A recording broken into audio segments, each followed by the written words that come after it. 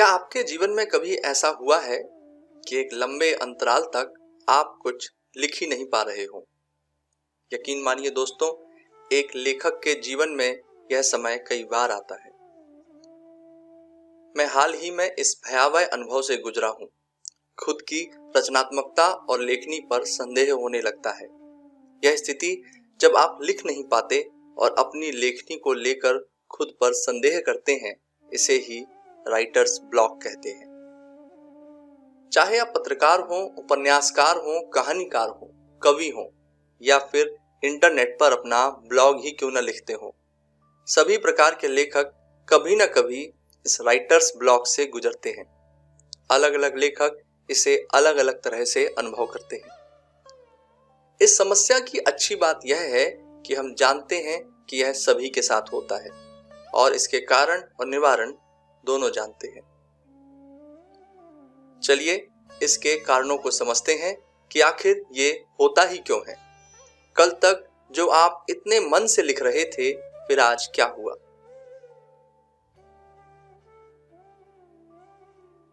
इसका पहला कारण है अनिच्छा, अपैथी। कुछ लेखक लेखन के नियमों से परेशान होते हैं। इन नियमों में बंधकर वे अपनी सोच को आकार नहीं दे पाते।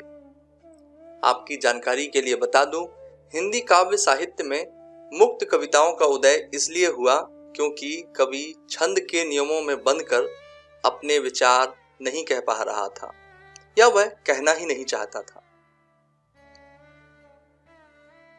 दूसरा कारण है नाराजगी, गुस्सा। कुछ लेखक इसलिए भी नाराज हो जाते हैं कि उनके द्वारा किए गए कार्य को लोगों द्वारा सराहना नहीं मिली। वे कीर्ति और प्रशंसा के लिए लिखते हैं, जो कि बिल्कुल गलत नहीं है। तीसरा कारण है खुद पर संशय। ये वे लेखक हैं जो खुद के हुनर पर विश्वास खो देते हैं। वे स्वयं से ही पूछने लगते हैं कि क्या वे इतने कुशल लेखक हैं भी या नहीं। चौथा कारण है दूसरों से तुलना। वे नहीं चाहते कि कोई इनके कार्य की किसी और से तुलना करे और इसी तुलना के भय से वे लिखना कम कर देते हैं या छोड़ देते हैं। इसके अलावा भी कई और कारण हो सकते हैं जिनके कारण आप राइटर्स ब्लॉक का अनुभव करें, पर मुख्यतः यही कारण है: अनिच्छा, गुस्सा, खुद पर संशय और दूसरों से तुलना। अब बात करते हैं कि समस्या से बाहर कैसे निकला जाए। इसके 8 आसान तरीके हैं। पहला तरीका है छोटी छुट्टी। जी हाँ, सही सुना आपने, टेक अ ब्रेक। लेखन से एक छोटा सा ब्रेक ले लीजिए, कुछ सप्ताह, महीना, आपकी इच्छा। इस छुट्टी के दौरान लेखन मत कीजिए, कुछ और कीजिए। अपनी दूसरी हॉबीज पर काम कर सकते हैं और जब वापस लौटे तो एक नए नजरिए से अपने काम को देखने की कोशिश कीजिए। दूसरा तरीका है आगे बढ़ते जाइए, जंप अहेड। कहानी या कविता के छोटे छोटे हिस्से लिखिए। मत सोचिए कि ये रचना में कहाँ फिट बैठते हैं। जरूरी चीज है आगे बढ़ते जाना। एक बार आप लिखने लगे तो चीजें अपने आप ही सुलझती जाएंगी। आपके पास वापस आकर फिर से सही करने का मौका हमेशा रहता है। तीसरा तरीका है, मान लीजिए कि आपने अपना कार्य कभी नहीं पढ़ा है। एक पाठक की दृष्टि से पढ़कर देखिए। सोचकर देखिए कि आप जिस पाठक को ध्यान में रखकर लिख रहे हैं उसे कैसा अनुभव होगा। चौथा तरीका है, रोजमर्रा के काम कीजिए। वॉक पर जाइए, बर्तन धो लीजिए, गार्डनिंग कीजिए, बस अपनी डेस्क से उठ जाइए। ध्यान रखिए कि वास्तविक जीवन की घटनाओं और उनके अवलोकन से नए नए क्रिएटिव विचार मन में आते हैं।